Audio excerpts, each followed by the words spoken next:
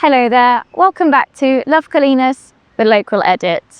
Today we are exploring the most fascinating and unique city in the province of Alicante. This is Elche.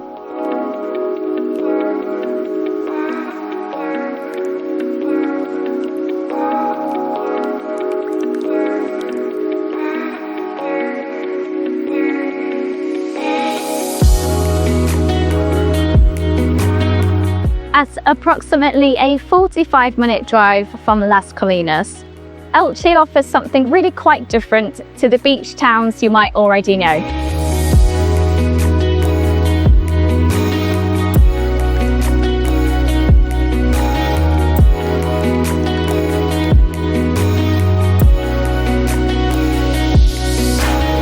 This is a city rich in history, culture and tradition, and is also home to one of Europe's largest palm groves, with over 200,000 palm trees, creating an oasis-like landscape right here in the heart of the city. Today, we will be discovering some of Elche's really beautiful spots, from hidden corners to historical figures, and of course, one of the most beautiful gardens in Spain.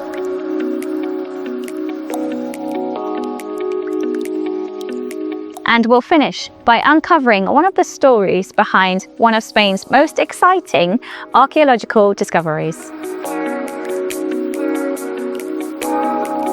Now, one of the best things about exploring Elche is that you never really know what you're going to find. You can simply wander through the streets, and around almost every corner there is something new. A small local shop, a cafe, a traditional bar, or a restaurant tucked in a quiet square.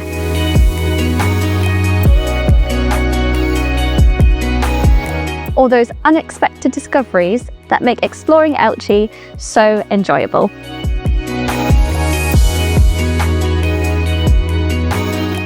We are starting somewhere truly special. This is Huerto del Cura, or the Priest's Garden, and it's just a 7-minute walk from the main square where the basilica is.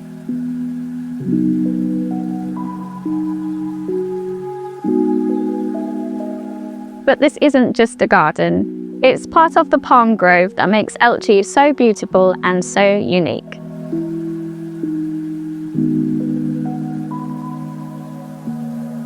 It's a beautiful botanical garden that perfectly captures the essence of Elche.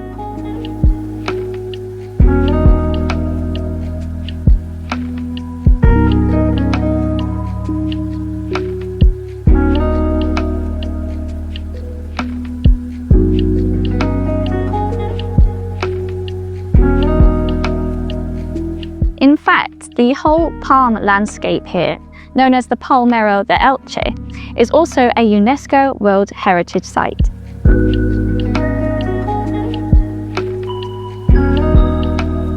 The palm groves were introduced to Elche in the Roman times, along with irrigation.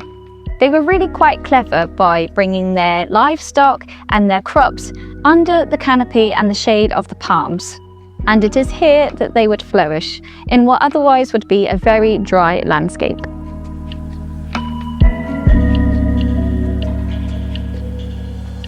But the real star of this garden is this extraordinary imperial palm. It's essentially a single male date palm with 7 suckers growing symmetrically off the main trunk, and is approximately over 180 years old. It's so rare, and honestly, it feels like something you'd see in a botanical garden on a different continent.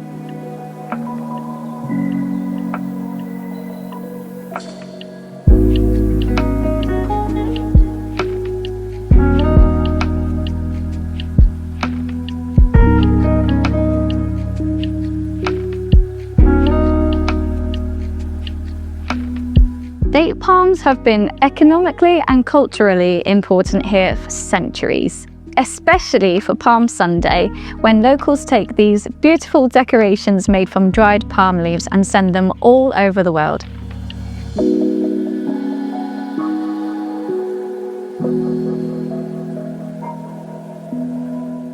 From the gardens, we make our way into the historic centre, arriving at the elegant square in front of the Basilica de Santa Maria. This impressive Baroque church dominates the plaza and is one of the city's most important landmarks. But the square itself is one of the best places in Elche to slow down for a coffee or a relaxed lunch. The surrounding terraces and restaurants give it a lively Mediterranean atmosphere, perfect for sitting back, soaking up the view of the basilica and doing some people watching.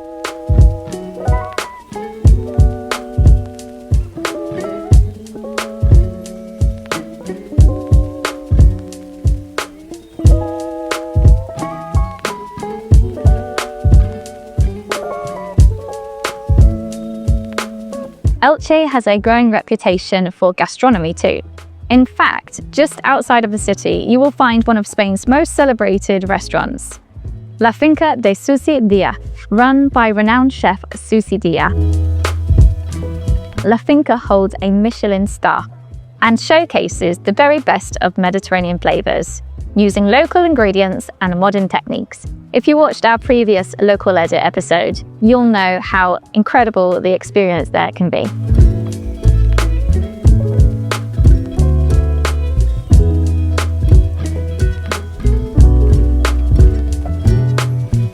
Just a short walk away, we find one of Elche's oldest structures. This is Torre de la Calaforra. This fortified tower dates back to the late 12th, early 13th century, built during the period of Islamic rule as part of the city's defensive walls. Over the centuries, it has served many purposes, from a military watchtower to a noble residence and even a prison. And you will find the entrance to the Torre de la Calaforra right next to the basilica and the main square. It's this way.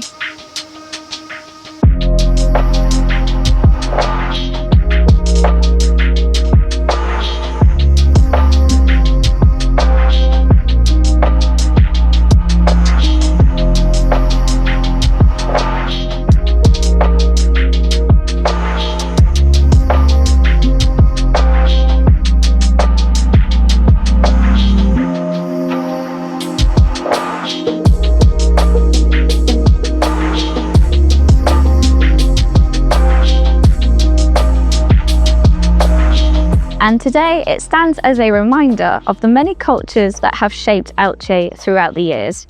Iberian, Roman, Moorish and Christian, each leaving their very own mark on the city we see today. In 1987, just outside the city, a young farmer made an astonishing discovery while digging in a field.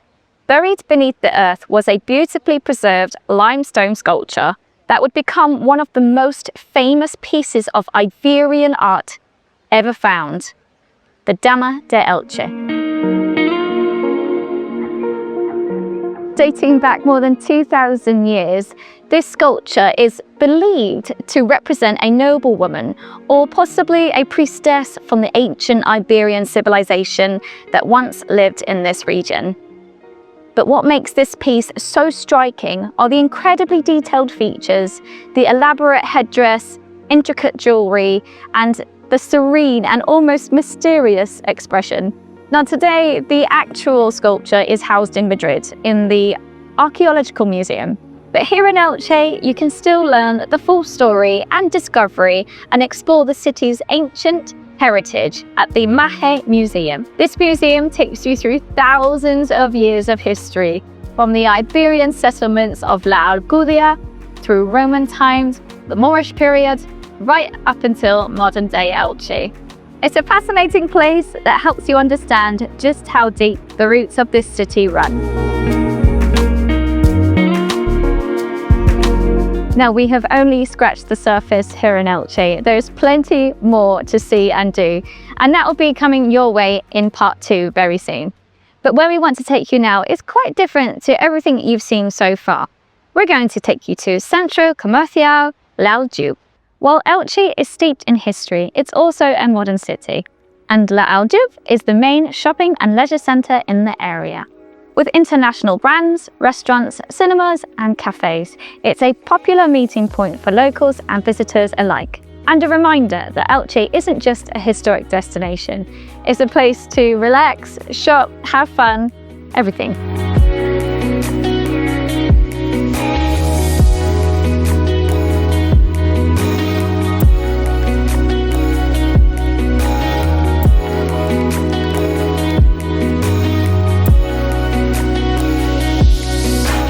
Well, there you have it. From tranquil palm gardens and historic towers to world-class archaeology and outstanding gastronomy, Elche is a city that offers more than many visitors expect. It's a place where ancient history and modern Mediterranean life blend effortlessly together.